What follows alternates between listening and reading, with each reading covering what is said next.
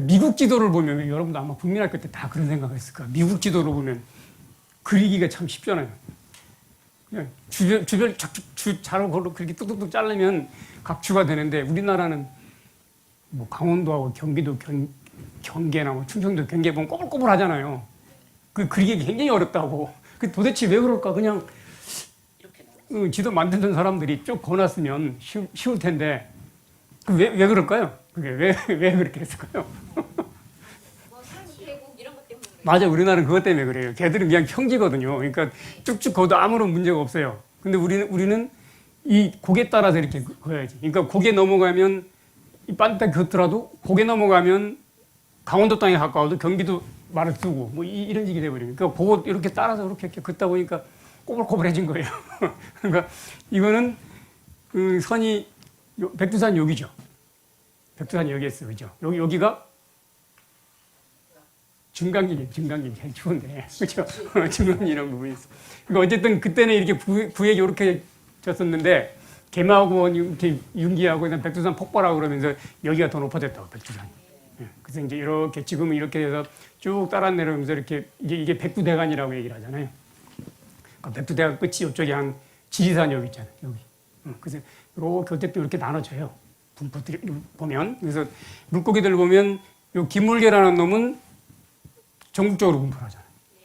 그러니까 접대 왜 강줄기가 이렇게 나와서 지금 뭐 서해 갯벌 어디쯤에서 만났을 거라고 얘기를 했었잖아요. 그러니까 이놈은 아주 나이가 오래된 놈이죠. 굉장히 오래전에 분화가 된 놈이에요.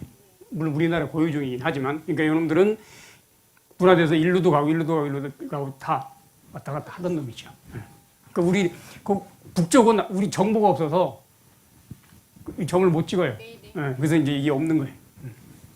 그 다음에 참전개 같은 경우는 요 금강하고 한강 쪽만 이렇게 있는 거죠. 이렇게. 그러니까 요 놈은 언제쯤 만들어졌냐면 요 한강이 이렇게 나오고 금강이 이렇게 나오고 여기 어디쯤에서 이제 합쳐졌을 때 왔다 갔다 한 거예요. 그 금강에서 한강에서 서식하는 놈이고. 그 다음에 요 칼랍자루라는 놈은 여기만 살죠. 여기하고 요 금강하고 이렇게 사는 거 보면 물이 점점 차서 이제 한강하고 금강은 끊어지고 강물이. 그 다음에 낙동강하고 금강하고 어디서 만나면서 이렇게 왔다 갔다 한 거죠, 여러분. 그죠? 그렇게 유추를 해보는 거예요, 생각을. 예. 그렇고, 그 다음에 얘는 여기만 사는 거예요. 요 한강에만 살면 어떻게 됐을까요? 완전히 물이 찬 다음에 여기서 만들어진 놈이죠. 백화사리가 빵사리예요? 아니, 달라요, 많이 달라요. 예. 왜냐면 그 물고기 이름 짓는 사람 저번에 잠깐 얘기했지만 이름을 자기 마음대로 줘요. 그건 이제 그 사람들이 자주 부르던 이름이나 좀 쉬운 이름을 갖다 붙이면 쉬울 텐데, 그러니까 되게 다들 그래요.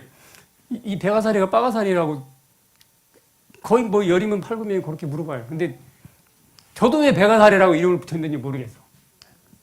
그 빠가사리는 매운탕에나 먹는 거고, 이거는 조그만해요. 조그만 그 백화사리 등 짓는 데 커서 백화사리. 샤오징어 뭐 요런 놈은 한강에서만 여기서만 왔다 갔다 하는 놈이고, 요 감돌고기라는 놈은 요 금강 일부분에만 살아요. 그러니까 이것도 이제 다 끊어진 다음에 만들어진 놈이고, 고추동작이라는 놈도 마찬가지고, 그런 식으로 해서 이제 요런 분포도를 보고 그럼 옛날에 아마 이런 식으로 강줄기가 서로 연결이 되고 나눠지고 뭐 이렇게 했나 보다라고 이제 추측을 하는 거예요. 예. 이게 뭐가 빠진 것 같은데. 이놈은 뭐예요? 퉁가리. 퉁가리, 뭐 자가사리, 퉁사리, 뭐 그런 식으로. 보통은 아마 퉁사리라고 부를 거예요. 퉁가리라고 불러요, 퉁가리. 탱소라고 부르기도 하고. 그러니까 우리나라 민물에 사는 물고기 중에 유일하게 독을 가진 물고기예요. 그러니까 얘들 보면 여기 가시가 굉장히 날카로워요, 여기가 아주 날카로워서 이 잡으면 얘가 쏘는 건 아니고 이게 잡으면 자기가 파다닥 하면서 그냥 확 찌르는 거죠. 찔리면 찔리는 순간에 독에게 주입이 돼요. 그러니까 이런데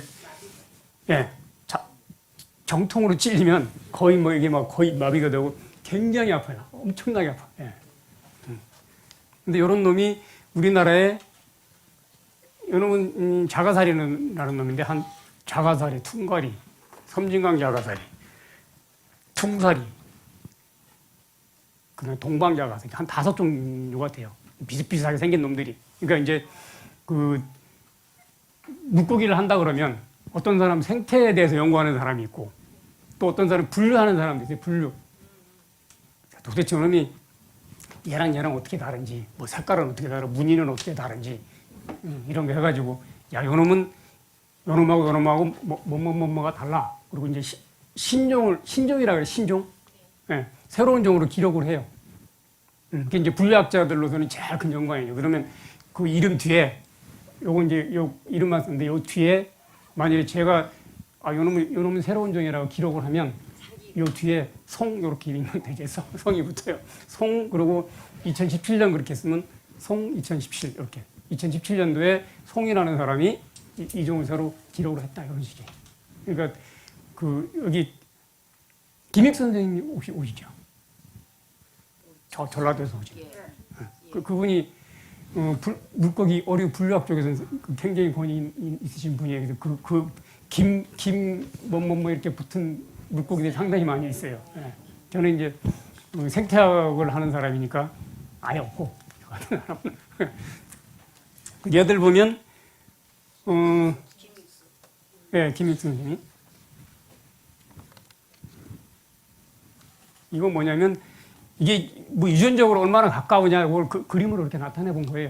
예, 그래서 요거 보면 이게 이제 그 자가살이라는 놈이고 자가살인데 보면 금강이 있고 만경강이 있고 금강하고 만경강이 굉장히 가깝죠.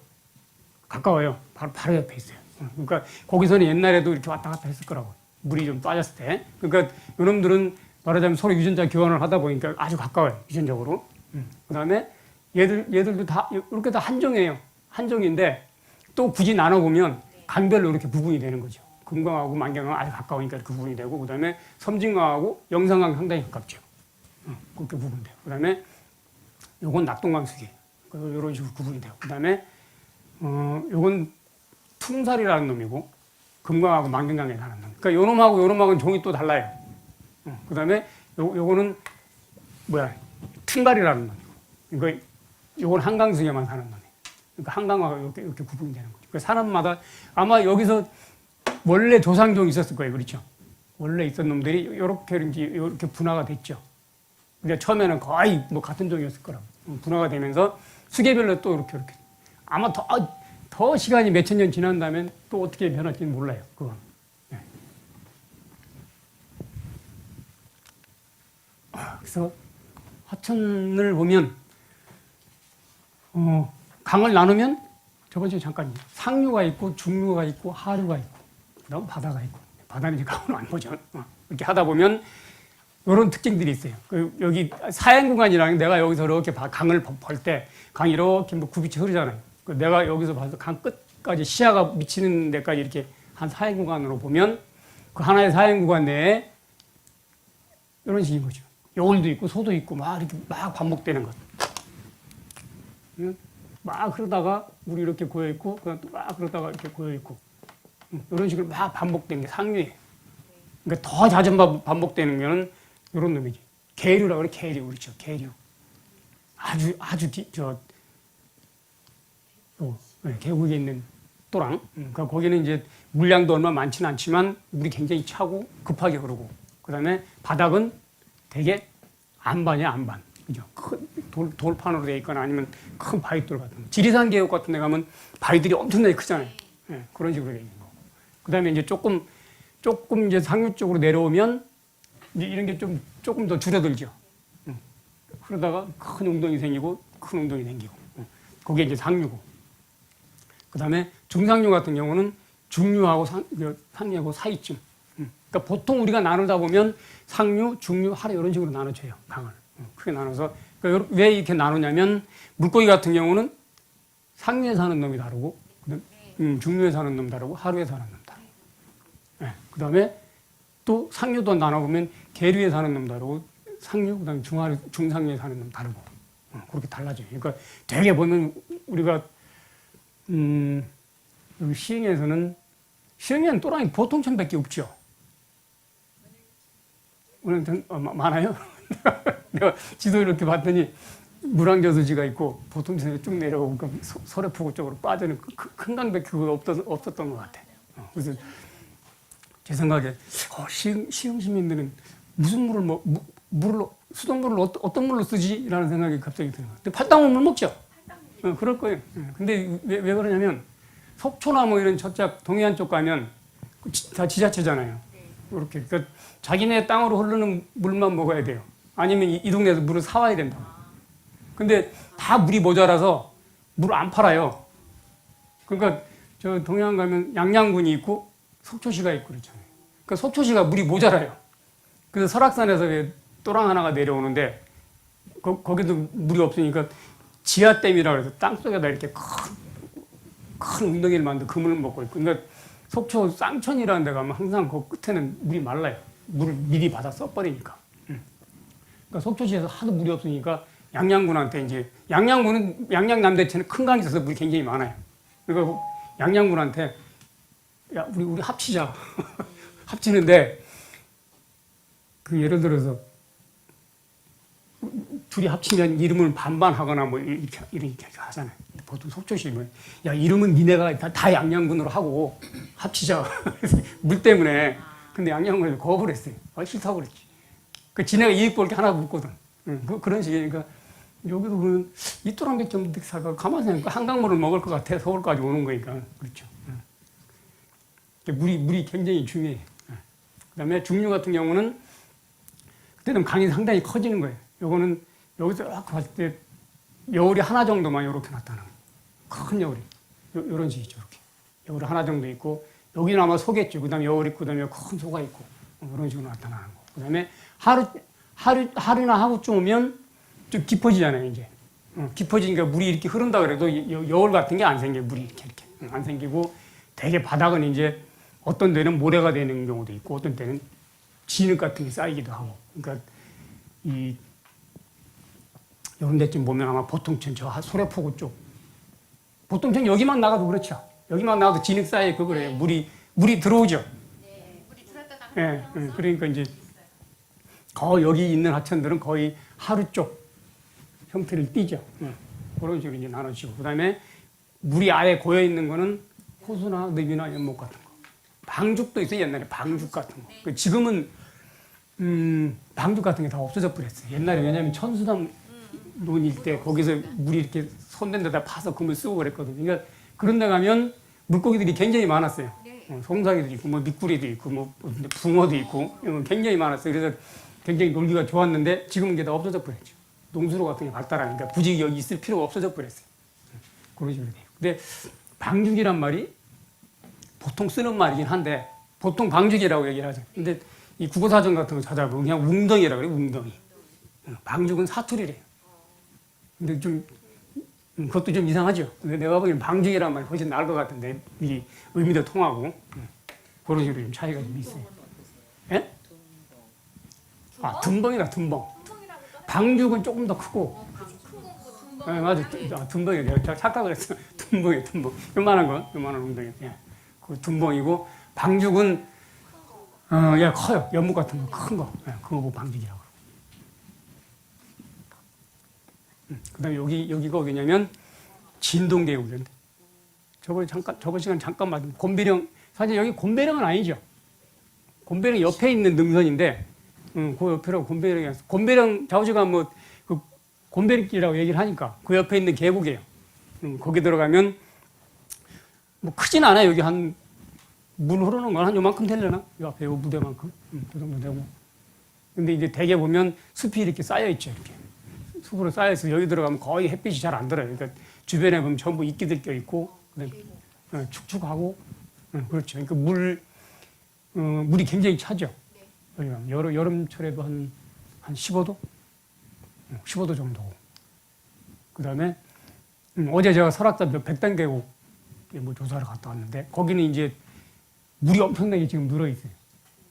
비가 와서 늘은 게 아니고, 그 좌우에 이제 눈이나 얼음이 겨울에 쌓였던 게 이제 녹는 거예요. 녹아서 이제 물이 굉장히 늘어난 거죠. 우리나라는 좀, 하고는 좀 다르지만, 미국 같은데, 미시시피 강 같은 데는 이 봄에 홍수가 난대요. 녹아서. 막 쓸고 내려오는 거지, 봄에 홍수가 난다. 그러니까 어쨌든 비가 굉장히 많이 온 것처럼 물이 굉장히 많이 늘어 있더라고. 그러니까 거기는 요새도 한 수온이 한 7도, 8도 못 던 거예요. 손 실어서 못한 거예요. 예. 그러니까 이제 물고기들이 그 정도면 활동을 안 하죠. 거의 한 10도 정도는 돼야 활동을 하는데, 그 왜 갔냐면 설악산 국립공원에서 고기를 잡으라 그러는데, 예를 들어 저 남쪽 끝에 있는 뭐 주황산 국립공원 같은 데는 거기는 막 거의 반여름일 거라고 그러죠. 저쪽 끝들이니까. 근데 여긴 제일 북단인데, 백담계공사 같은 데. 그러니까 여기는 아마 5월 초쯤 돼야 물고기가 조금 움직여요. 지금 가면 아무것도 없어요. 그런데 똑같은 날에 저 주황생명고기나 백담계공사 똑같은 날에 잡아서 비교를 해보겠다는. 그게 굉장히 잘못됐죠. 내가 보기엔 잘못된 것 같아. 여기 날씨가 풀려야 고기를 잡지. 가서 잡아도 아무것도 안 나오는데 아무것도 못 잡았어요. 그래서 예? 요즘 없어요. 내가 못 잡아서 그런가? 아니, 지금. 거기는 노중산 지금 되게 동한데 예. 거기는 또 이른 봄에 잡죠. 이른 봄에. 어떻게 잡는? 지렛대로? 그렇죠. 우리는 이제 지렛대로 잡는 게 아니고 그 적대하고 투망만 써요. 왜냐하면 저 잡는 반물 통일시켜야 되니까 그렇게만 쓰죠. 그러니까 투망은 이제 이 움직이는 놈, 쓸 일이 없어요. 그래 움직이는 놈도 잡는 거니까 이제 어쨌든 잡는 방법을 통일을 시켜야 어디에 고기가 뭐가 나오고 뭐가 얼마나 많고 뭐 이런 것도 이제 비교가 되니까 그런 식으로 잡는 거죠. 어쨌든 여기가 한 7월 달쯤 그때쯤 사진이에요. 예. 그럼 고기들이 잠자요? 깊은 데 들어가 있죠. 깊은 데 들어가 있거나 아주 큰 돌 밑에 이렇게 들어가 있거나. 그래서 잡으면 그 말씀입니까? 아마 큰 돌 같은 거 잘 뒤지면 뭐 거의 뭐 바켓으로 나오는 경우도 있어요. 지네끼리 모여 있으니까 고기들이. 근데 우리 같이 이제 투망이나 족대로 잡으면 족대를 해봐야 이제 조그만 돌만 드시는 게 별로 나오진 않아요.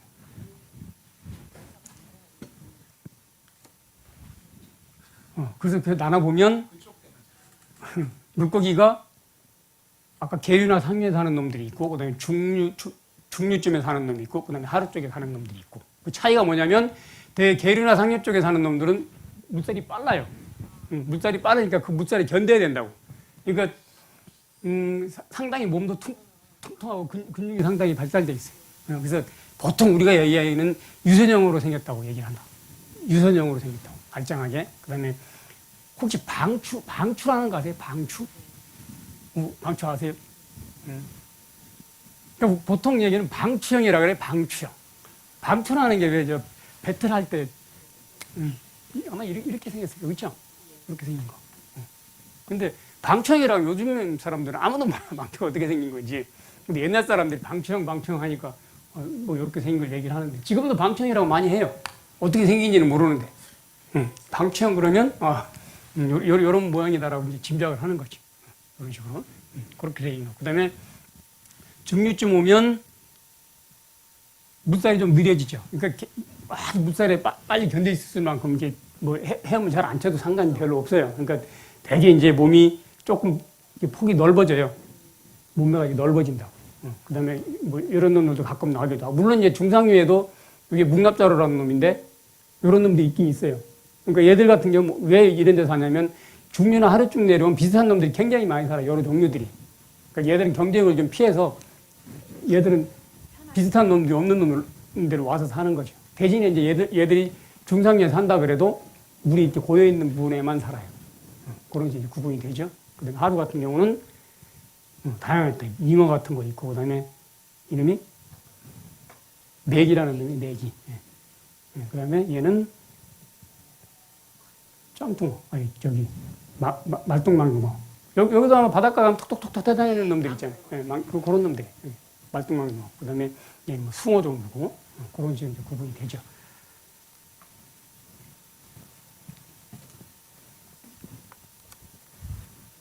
그래서,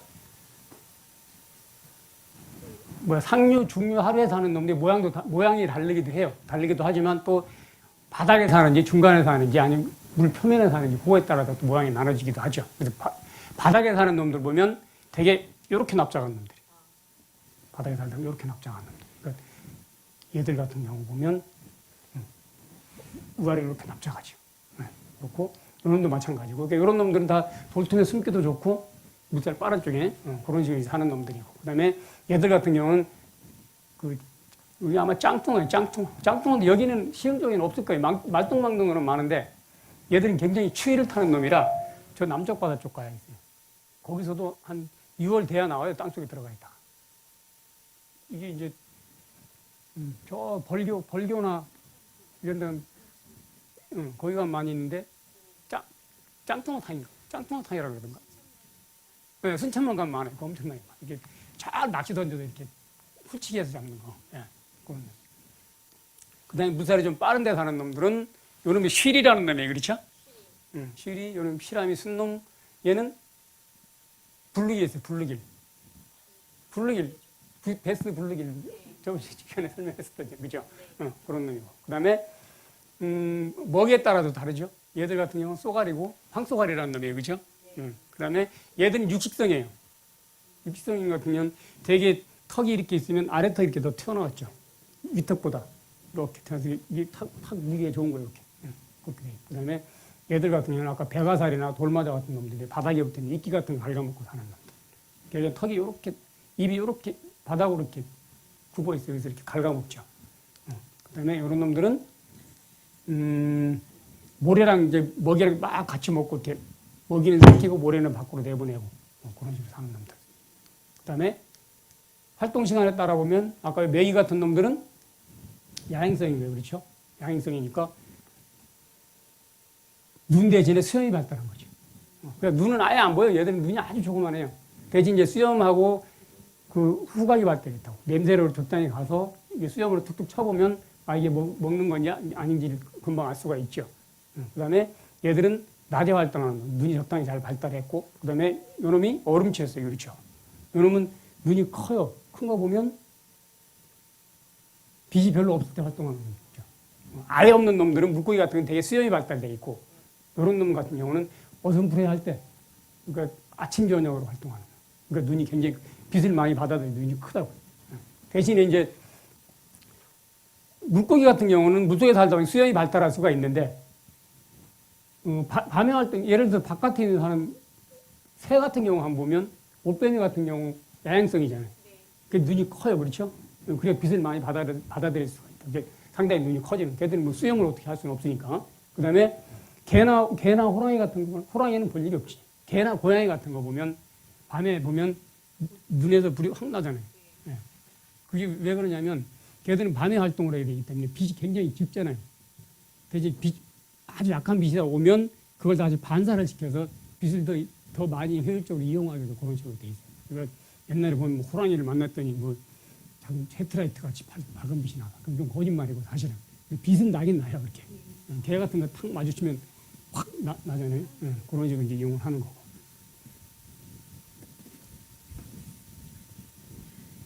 요거는 이런 그림 나오면 좀 따분하긴 해요. 그렇죠? 돌상하고 꼴이라는 놈인데 같은 여울에 살더라도 어떤 놈은 여울 아래쪽에 살고 어떤 놈은 여울 위쪽에 살고 같은 종이면 지네끼리 겨울에 살긴 하는데 종이 약간 다르면 이렇게 구분이 돼요. 그러니까 뭐 어떤 경우는 수심도 구분이 되고 돌 크기에 의해서 구분이 되고 그런 식으로 이렇게 서식적으로 이렇게 나눠 가지죠. 그러니까 서로 경쟁을 좀 피하는 거죠. 그리고 아까도 표층에 사는 놈이 있고 중간에 사는 놈이 있고 바닥에 사는 놈이 있고 그러니까 서로 경쟁을 피할 수 있는 거죠. 그렇죠? 그 다음에 움직이는 것도 어떤 놈은 낮에 움직이고 저녁에 움직이고 밤에 움직이고 그런 식으로 이제 서로 좀 더 경쟁을 완화시키는 거죠. 그리고 좁은 면적이지만 더 많은 놈이 할 수가 있고 요거는 이게 금강모치라는 거예요. 금강모치가 연륜모치라는 놈인데 금강모치는 냉수성 물고기예요. 아주 찬물에 사는 놈이에요. 찬물에 사는 놈인데 이게 이제 수온이에요. 수온이 쭉 올라가면 얘는 냉수성이니까 수온이 올라갈수록 개체수는 줄어들어요. 이렇게 쭉. 근데 여기 이게 정선에서 조사한 건데 개체수 쭉 줄어들다가 갑자기 이렇게 올라가죠. 이건 뭐냐면 정선 쪽에 지대가 석회암 지대여서 강바다 어디서 갑자기 물이 솟아나는 경우가 있어요. 찬물이. 그러면 수온이 이렇게 떨어진다고. 떨어지면 이런 개체수가 또 늘어나요. 그러니까 적당히 살기가 좋아지니까 이런 식으로 이제 이런 변화가 생기는 거죠. 이런 것들이 연준모치라는 물고기는 연준모치나 금강모치라는 물고기 연준모치 아마 이름이 이렇게 생긴 물고기가 있는데 얘들 같은 경우는 주로 사는 데가 정선쯤 살아요. 정선, 영월 뭐 이런 데 사는데 이게 아마 이렇게 있으면 이게 아마 옛날에 우리 이쪽 영국 쪽하고 시베리아 쪽 여기 살던 놈인데 이게 아마 빙하기 때 이렇게 물이 찾으니까 이렇게 따라 내려와서 산다고 이렇게 살다가 지금은 굉장히 더워졌잖아요. 더워지니까 이런 데 더 이상 살 데가 없어졌어. 그 점점 없어지고 지금은 남아있는 데가 정선, 영월, 평창 뭐 이런 데만 남아있어요. 근데 이게 처음에는 왜 여기만 이놈들이 살을까? 전 굉장히 궁금했다고. 근데 그래서 이 지역이 석회암 지역이거든요. 그래서 얘들하고 그 석회암 지역이면 물이 좀 알칼리성해.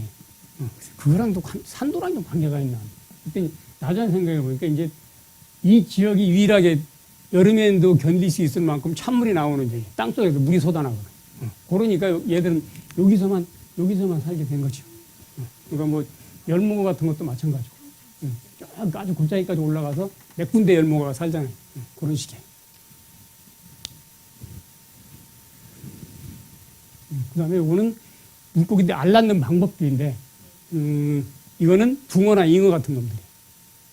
얘들은 암놈이 한 마리 가면 순놈이 한 대여섯 마리씩 쭉 따라다니면서 알 낳고 막 한꺼번에 집단산을 해요. 집단산을. 붕어나 잉어나 이런 놈들은. 그러니까 얘들은 저번에 말씀드렸다시피 큰 놈들은 한 30만 개, 40만 개씩 알을 낳아요. 엄청나게 많이 낳죠. 그러니까 저 명란 같은 거 생각하시면 돼요. 명란. 그 정도 알이 잘고 많아요. 그러니까 얘들은 그냥 적당히 알을 낳는 거예요. 막 원래 적당히 낳고 아주 적당히 떠내려가다 돌 같은 데 붙고 재수 좋은 놈은 살아나고. 그러니까 뭐 난 알만 낳으면 되니까 여러분 알아서 각자 도생하세요. 이런 식이에요. 얘들은. 어미가 이제 알만 낳으면 그만인 거죠. 대신에 알을 많이 낳아요. 그러면 그 중에 저때 말씀드린 한 10%에서 5% 정도만 살아도 굉장한 숫자가 되는 거예요. 그 다음에 요 놈은 황어라는 놈. 요즘에 이제 한창 올라올 거예요. 바다에서 강으로 올라와서 얘들도 집단산을 해요. 그러면 보통은 얘들이 이제 중류 정도까지 강을 타고 올라가는데 대개 우리나라 강들은 이렇게 타고 해서 이렇게 올라가다 보면 보가 이렇게 있어요. 보가 항상. 왜냐면 저때 말씀드린 대로 사람들이 강을 이용하려다 보니까 이런 걸 만들어 놓지 않으면 강에다 쓸래요. 근데 이제 이쪽을 싸니까 그런 거죠. 강 쓸리지 않게 하기 위해서 그런 식으로 만들어 놓는다고 사실은. 근데 강이라는 건 수만 년부터 여기 그 자리에 있었던 건데 보통천도 마찬가지일 거고 이게 수만 년 전부터 여기 있었을 거 아니에요. 우리나라 땅이 생성되면. 그러니까 강이 떠내려갈 일은 사실 없어요. 그렇죠? 강은 안 떠내려가요. 강이 떠내려가 있어요. 이 주변이 좀 떠내려가는 거죠. 우리가 손대는 부분이. 그런 걸 막기 위해서 이제 이걸 쌓고 그다음에 여기 논으로도 쓰기도 하고 이런 식이란 말이에요. 이걸 막기 위해서 이제 뚝뚝 쌓고 하는데 어쨌든 그거 하다 보면 여기에 물도 되고 어쩌고 하려면 보도 막고 뭐 이런 식으로 해야 돼. 그래서 그다음에 이제 문제가 된 게 어도가 생긴다. 어도를 만들어 놓는데 대개는 형식적으로 만들어 놓죠.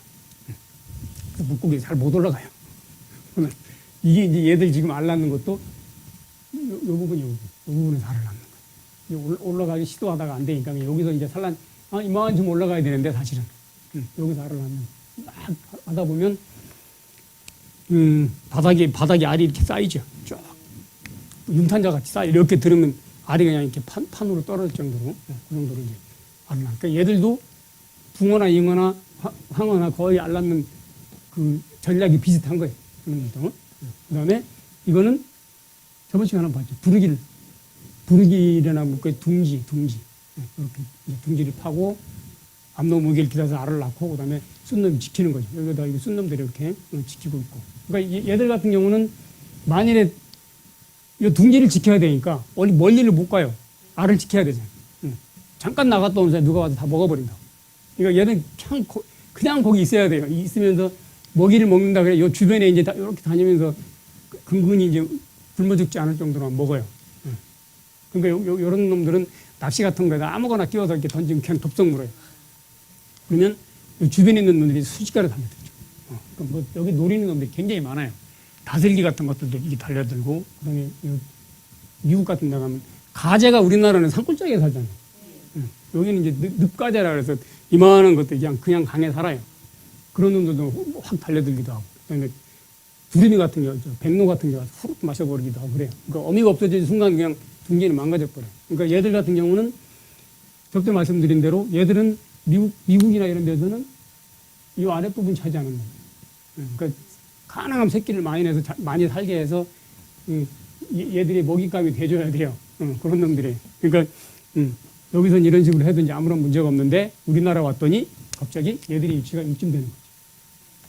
방법은 생식 방법은 똑같고. 그러니까 이제 문제가 되는 거예요. 어쨌든 불일 같은 경우는 우리나라는 굉장히 몹쓸고기로 치지만 미국에서는 굉장히 그 우리나라 붕어회가 국민물고기라고 취급받듯이 얘들은 거의 그 정도 취급받아요. 그래서 베스는 어른들이 낚시하는데 뭐라 그러더라? 낚시용 물고기를 써요. 그다음에 부르기는 아니야 미끼가 아니고 아무거나 잘 물어요. 그러니까 애들이 그냥 작대기에다 이렇게 해서 이렇게 던지면 잘 물어요. 낚시 재미. 예, 그게 공원 가면 그 낚시 인구들이 굉장히 많아요. 그래서 그 블루길 베스가 그 나라는 굉장히 이제 양화장에서 키워서 방류하기도 하고 그래요. 그 걔들은. 그런 놈이고 얘는 버들붕어라는 놈이에요. 버들붕어. 버들붕어인데 얘들이 이제 알을 낳을 때 물이 있으면 물 표면에다 이렇게 거품을 만들어요. 거품을 만들고 여기다 이제 알을 낳으면 알이 이렇게 떠서 여기 이렇게 들어가 있죠. 이렇게. 그럼 순놈이 이것도 계속 지킨다고. 지금 다 큰 다음에 이제 독립을 하죠. 얘들 같은 경우는 공기호흡을 좀 하는 놈이에요. 가물치 같은 것도 공기호흡을 좀 하죠. 그래서 얘들 같은 경우 굉장히 물이 더러운 지역에서 살아요. 굉장히 더러운데. 왜냐하면 공기호흡을 해도 되니까 물속에 산소가 없다 그래도. 그래서 굉장히 더러운 물에 살고 굉장히 이쁘죠, 고기가. 굉장히 이뻐서 관상용으로 개발한다고 좀 많이 하는. 시흥시에서 왜 관상어, 뭐라 그러더라? 관상어 키우는 그런 시설을 한다고 그랬었는데. 했어요.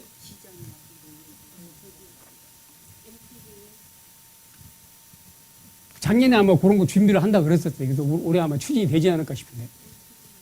그래서 거기서 뭐 관상어도 좀 키우고, 뭐 수초도 키우고, 그 중에 아마 시흥시 같은 데서 조금 이렇게 보통천에 대해 기록이 있어요. 산다는 기록이. 그러니까 아마 이런 것들 잘 키워내면 많이 도움이 될 것 같기도 해요. 왜냐면 얘들 같은 경우는 요만한 어항에다가 중국에서는 저 물고기를 단지에다 키워요. 이런 단지에다가 이렇게 한 쌍을 집어넣으면 여기서 새끼를 낳죠. 그거 갖다 이제 팔고 그래요. 그래서 되게 조그만 요만한 어항에다가 요 한 쌍 집어넣고 먹이 잘 주고 수온만 맞춰주면 한 일주일에 한 번씩 알라요. 일주일에 한 500개에서 1000개씩 알을 계속 낳는다. 굉장히 생산력이 좋아요. 그래서 잘 갖다 키우면. 근데 이제 우리나라 같은 게 이제 관상어 시장이 별로 안 커요. 그래서 내 친구한테 이런데 조금 관리를 하는 친구한테 야, 내가 이 기술이 있어. 그래서 이거 한 10쌍이면 있잖아. 한 달에 10,000마리도 만들어낼 수가 있어. 그 친구가 하는 얘기는 야, 네가 수백 마리 만들어내는 상관없는데 우리나라에서 그렇게 많이 만들면 팔리지가 않아. 그러니까 처음에는 한 마리 100원씩 한다 그래도 내가 자꾸 생산하면 한 마리 10원씩까지 떨어진다는 거예요. 그러니까 이제 어떻게 보면 원가도 안 나올 수도 있다는 거죠. 그런 식이에요. 뭐 수출하면 모를까? 그런 문제가 좀 있어요. 그러니까 이제 수요 공급 법칙이 좀 맞아야죠. 예? 뭐를? 예? 먹거리로 바꾸는. 얘를 예, 가공이. 요만한 거 삶으면 다. 뭐 어묵 속에도 들어가고 생선들이. 비싼 돈 줘가지고 키워서 그걸 먹으면 안 되거든요. 근데 싸진다니까. 예? 싸진다니까. 대체수가 갑자기 늘어나서 잘 늘어나는. 그거보다 바다에서 잡고기 잡는 걸로 어묵 만드는 게 훨씬 싸죠. 그러니까 이 수요공급 법칙하고 단가가 얼마냐 이게 굉장히 중요한 거예요. 그렇고 얘는 밀어나는 물고기고 얘도 이제 돌 밑에 하고 이제 계속 지켜요. 그러니까 요런 놈들하고 이제 그 전략이 좀 다르죠. 요런 놈들하고 얘들은 좀 달라요. 그렇죠? 그다음에 요거는 이거 뭐였죠? 얼음치 산란탑이 있어. 얼음치 산란탑에서 저번에 이렇게 설명드렸잖아요. 물이 요렇게 흐르고 물이 이렇게 쏙 들어가서 이렇게 나오는 거. 그 산란탑이 이게 그렇죠? 어쨌든 얘들도 알을 보호하기 위해서 알을 낳고 돌을 쌓아놓는 거예요. 그다음 물이 좀 원활하게 하기 위해서 이제 이런 돌탑을 이렇게 쌓는 거고. 그다음에 얘는 감돌고기는 금강에 사는 놈인데 얘들 탕란한다. 탕란. 알을 맡긴다는 거죠. 그래서 얘들은 주로 어디다 알을 맡기냐면 여기 꺽지가 이렇게 큰 돌 밑에 알을 낳는 거예요. 요 가운데 큰 돌이, 요 큰 알 있죠? 이게 꺽지 알이에요, 꺽지 알. 그러면 이놈들이 꺽지가 알을 낳고 지키거든요. 근데 만일에 얘들이 어디다 알을 나누고 가면 다른 놈들이 와서 얘들 뭐 둥지 비울 때 다 먹듯이 와서 그냥 다 뜯어먹어 버려요. 그러니까 얘들은 꺽지가 지키는 둥지에 들어가서 알을 낳죠. 요 사이사이 여기 큰 알 있고 여기 조그만 알들이 다 요놈 알이에요. 그래서 때로 이렇게 숨놈이 이렇게 지키고 있는데 들어가면 이 꺽지가 정신을 못 차리죠. 이놈을 막 공격을 해도 뭐 사방에서 막 알을 낳고 달려들면 나중에 넋이 빠져가지고 가만히 있어요. 그럼 이놈들이 알을 낳는데 얘는 이제 아무 데나 가도 안 낳는 게 아니라 꺽지는 자기 알이 부화가 되면 더 이상 지키지 않을 거 아니에요. 그러니까 얘들은 알을 낳으면 꺽지 둥지 알을 낳으면 최소한 꺽지보다는 더 빨리 부화가 돼요. 그럴 거 아니에요. 그죠? 응. 얘들은 자기 알 부화되면 다 가버릴 테니까. 그러니까 얘들도 이제 아무 데나 낳는 게 아니라 꺽지 알 색깔 같은 거 자세히 보고 언제쯤 나야 저거랑 비슷하게 부화하거나 저보다 빨리 부화할 거다라는 거 계산하고 알을 낳아요. 그럼 이제 걔들이 머리가 좋아서 그런 게 아니라 거의 이제 본능적으로 그런 거예요. 그게. 예. 그다음에 요거는 납자루라는 조개에다 알 낳는 저번에 잠깐 말씀드렸죠.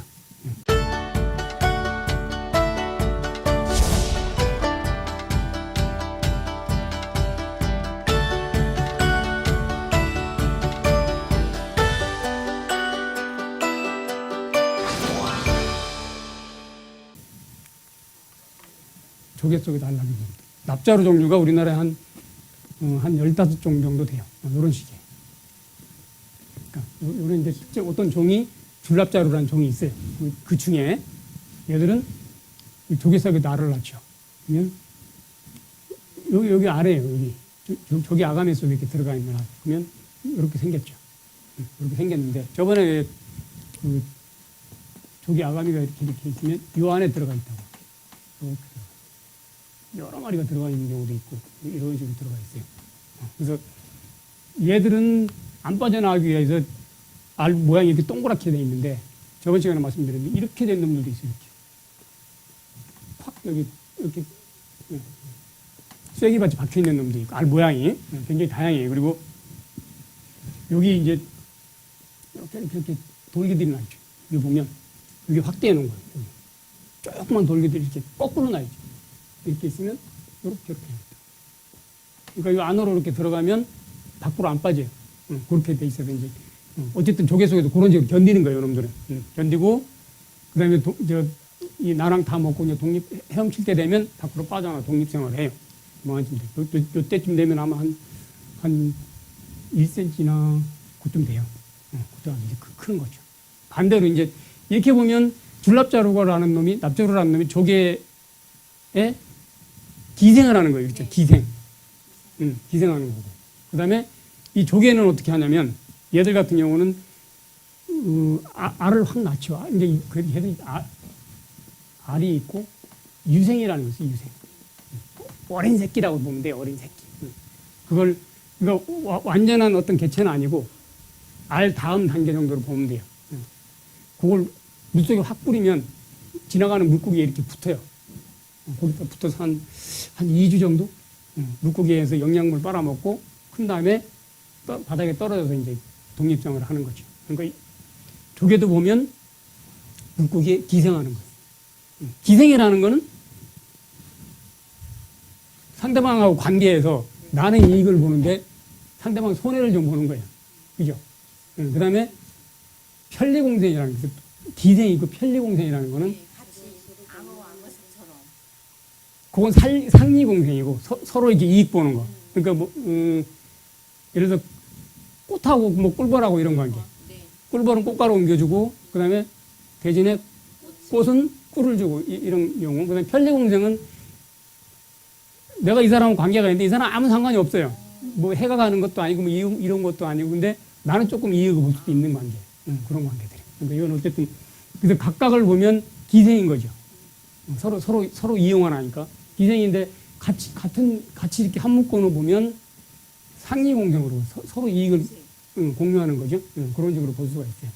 그래서 아주 굉장히 재밌어요. 그래서 우리나라 이 조개 같은 경우는 납자루들이 여기서 알을 낳으니까 조개 주변에 모이잖아요. 그러니까 얘들은 이 유생을 물속에 확 뿌릴 때 주변에 고기가 많을 때 뿌려야 잘 붙을 거 아니에요. 그러니까 아무것도 없는데 허공종을 뿌리면 대부분이 그냥 날아가 버립니다. 그러니까 얘들은 산란기를 얘들이 조개 속에도 와서 알 낳을 때쯤 모일 때쯤 자기네 알을 낳는다. 그런 붙을 확률이 훨씬 많잖아요. 네, 그런 거고. 그 다음에 미국 쪽 가면 이 납자루란 물고기 없어요. 없는데 어쨌든 얘들도 똑같은 방법으로 알을 낳아야 되는데 그냥 허공중에 뿌리는 것보다는 주변에 물고기를 모이게 해서 알을 낳는 게 훨씬 효율적이잖아요. 그럼 얘들은 그 조개가 이렇게 있으면 그 안쪽 산 어느 부분 이렇게 물고기 비슷하게 이렇게 모양을 만들어요. 그리고 살랑살랑 흔들면 베스나 이런 큰 고개들이 잡아먹으려고 확 온다고. 그때 올 때 확 알을 푹 뿌리는 거예요. 그러면 훨씬 이렇게 붙을 확률이 많아지는 거죠. 그런 식으로. 그러니까 서로 이용을 해요. 여기 유생이 이렇게 생겼어요. 이렇게 생겨서 요 갈고리가 탁 붙는다고. 붙는 건 그냥 아무한테나 이렇게 붙는 게 아니고 여기 이제 그 감각모 같은 게 있어서 거기에 탁 건들면 이게 붙으면 내가 뭐 영양분을 빨아먹을 수 있는 놈이구나라는 걸 이제 판단을 하죠. 그때 이렇게 붙는 거예요. 이제 이렇게 던졌다고 이런다 막 붙는 건 아니에요.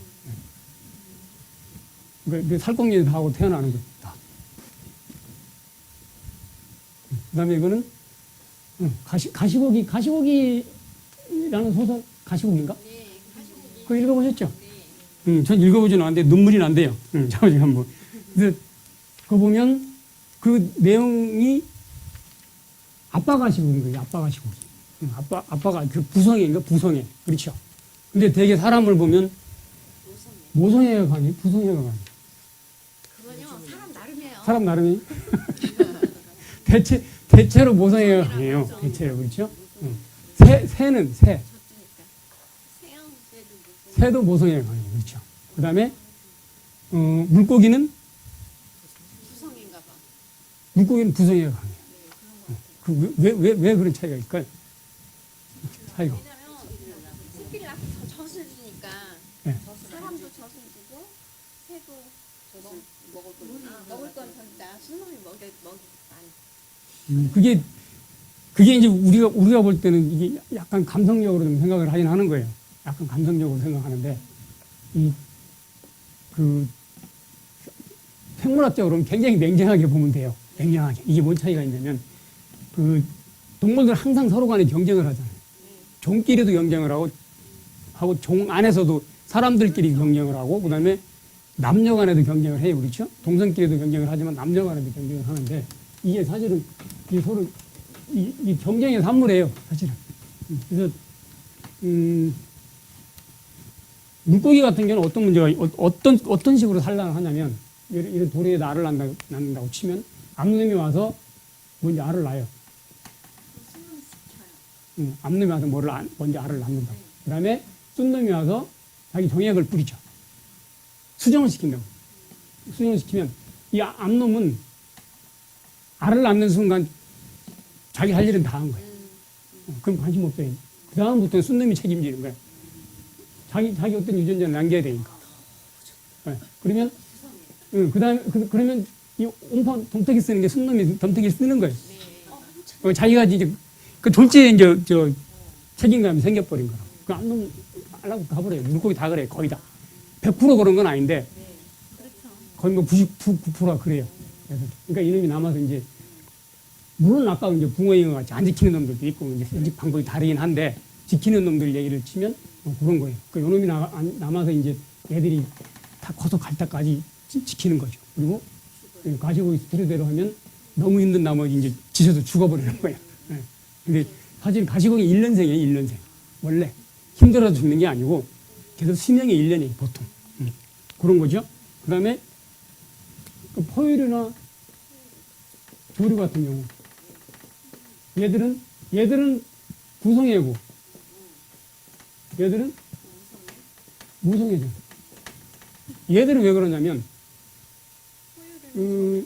포유류나 조류나 뱃속에서 키우잖아요. 어느 정도. 그죠? 어느 정도. 그러니까, 네, 그러니까 포유류나 조류는 암컷한테 정액을 줘요. 그렇죠? 정액을 받아서 몸 안에서 수정이 돼요. 그 안에서 알을 키우거나 새끼를 키워요. 그리고 수컷은 정액을 주는 순간 다, 책임에서 벗어나는 그냥 나는 내 할 일 다 한 거예요. 내 유전자를 여기다 줬으니까 이제 어떻게 암놈이 알아서 내 유전자를 이렇게 퍼뜨리겠지 나는. 나물나락을 가버리고 남아서 이제 새가 알을 낳아서 키우든지 어미가 뭘 키우든지 얘 책임인 거예요. 암놈 책임인 거예요. 그다음부터. 그러니까 얘를 이렇게 보면 이렇게 해서 모성애가 강해 보이는 거고 이렇게 해서 부성애가 강해 보이는 거예요. 그런 이유가 있어요. 그러니까 이게 이제 그런 감정적인 문제는 아니고 굉장히 냉정한 거예요. 경쟁의 산물인 거예요. 그러면 예를 들어서 이럴 경우에 가시고 같은 경우는 큰 가시고 같은 경우는 땅바닥에 이렇게 만들어요. 둥지를. 그다음에 가시고기나 장가시고 같은 거 이렇게 둥지를 만하게 만든다. 호돌만하게 만들어요. 이렇게 물풀 같은 거 이렇게 뭉쳐서 이렇게 만들죠. 그리고 암놈이 이제 쓴 놈이 암놈을 기다렸다가 암놈이 오면 둥지 안으로 쏙 들어가서 꽁지를 이렇게 톡톡 치면 그거 신음하면서 알을 낳아요. 이제 알을 낳고 그다음에 쓴 놈이 나면 이제 키우고 그렇게 하는 거예요. 그러니까 이 둥지들이 이렇게 잔뜩 있으면 한꺼번에 이렇게 다 모여 있죠. 여기 쓴 놈이 한 마리씩 이렇게 다 있는 거죠. 그럼 암놈이 알가진 뚱뚱한 암놈이 어느 걸 골라서 알을 낳을 거 아니에요. 그러니까 암놈 같은 경우는 이게 뭔 차이가 있냐면 예를 들어 사람으로 치면 1년에 만드는 난자의 숫자가 한 달에 하나 정도 되잖아요. 하나의 배란하잖아요. 그러면 예를 들어서 초경을 15달에 한다고 그러고 15, 25, 35, 45, 55 49까지. 45세? 좌우지간 한 40년을 한다고 치면 10에 곱하면 한 400개? 그러니까 평생 만들 수 있는 생지세포가 400개인 거예요. 그 능력이. 근데 수컷 같은 경우는 보통 수컷 같은 경우는 하루에 2개 정도 정자를 만든다고 얘기를 하거든요. 이렇게 차이가 엄청난 거예요. 그죠? 이 차이가. 그러니까 예를 들어서 정자 하나의 1원이라고 치면 가격으로 친다 그러면 엄청난 차이가 나요. 이게 옛날에 황호석 박사 난자 제공한 사람한테 2, 30만 원이 줬다고 얘기하는데 그게 그 가격이 아니죠. 사실 억대가 되는 거예요. 사실은. 그 돈으로 친다면 그렇게 하면 안 되겠지만 근데 이게 굉장히 값어치가 있는 거죠. 굉장히 값어치가 있는 거기 때문에 저번 시간에 말씀드린 대로 서로를 택하는데 그 여성한테 관건이 있는 거예요. 그러니까 왜냐하면 이 생리세포를 함부로 쓸 수가 없는 거죠. 가장 효율적인 가장 뛰어난 수컷의 정자를 받기 위해서 그런 거죠. 예. 그렇게 선택을 하는 거예요. 예.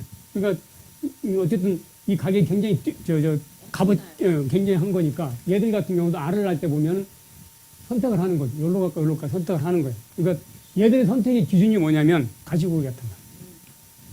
알을 많이 갖고 있는 수컷. 이 선택의 기준이 돼요. 그러면 예를 들어서 알이 하나도 없는 놈에다 알을 낳으면 더 잘 보살필 수 있잖아요. 알을 많이 갖고 있는 놈보다. 그렇잖아요? 기준이. 그러니까 자식이 하나도 없는 놈한테 애를 하나 낳으면 지극정성으로 보살필 거고 애가 한 10명 있는 놈한테 또 하나 낳아봐야 11놈, 10명에서 11놈 되면 그게 그걸 거 아니에요. 어떻게 보면. 근데 얘 가시고기 판단은 그게 아닌 거예요. 알을 많이 갖고 있는 놈이 그 부양 능력이 있다고 생각하는 거죠. 그러니까 얘들은 항상 보면 알을 많이 갖고 있는 수컷한테 가서 알을 낳아요. 그러면 수컷 같은 경우는 알을 많이 갖고 있어야 될 거 아니에요. 그럼 얘들이 이제 요 옆에 있는 둥지에서 한놈 파는 사이에 싹 알을 훔쳐다가 자기 둥지에 갖다 놓기도 해요. 이렇게. 그러면 암놈이 자기한테 올 확률이 많아진다. 원래 생물이라는 거는 예를 들어서 사자 같은 경우, 사자 같은 경우는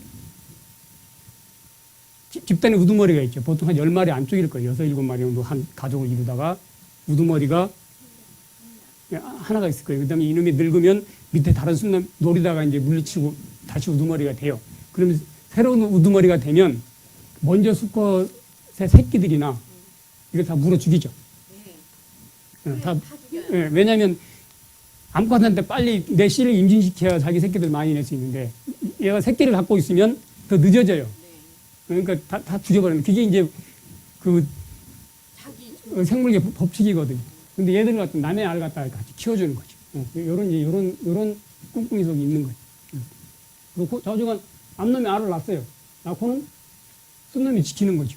그럼 암놈은 쏜놈만 지금 암놈은 그거 어디 가서 뭐 할까요? 얘들 가시고기 암놈은 놀아요.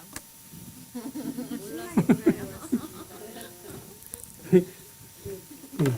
가시고기 암놈 뭘 할까요?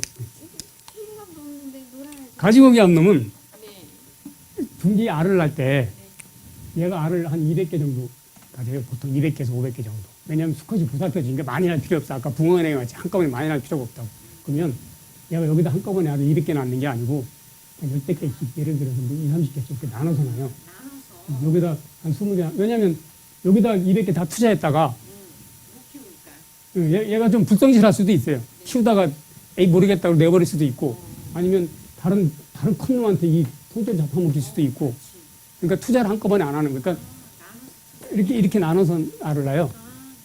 그러니까 얘는 여기다 한 20, 30개 알을 낳고 또 다른 데 요 순놈 지키고 죽으라고 지키고 그다음에 또 딴 데 가서 한 20, 30개 알을 낳고 이렇게 알을 낳는 거예요. 그러니까 이건 암놈한테 최적화된 생존 방법이에요. 자기 씨를 남기기 위한. 근데 우리 입장에서 보면 암놈은 바람을 피내라는 거죠. 그렇게 되는 게 수컷이 죽도록 지키게 만들고 자기는 딴 데 가서 알을 낳는 그런 식이에요. 그러니까 어쨌든 이제 생존 방법이라고 그게 그런 식으로 이제.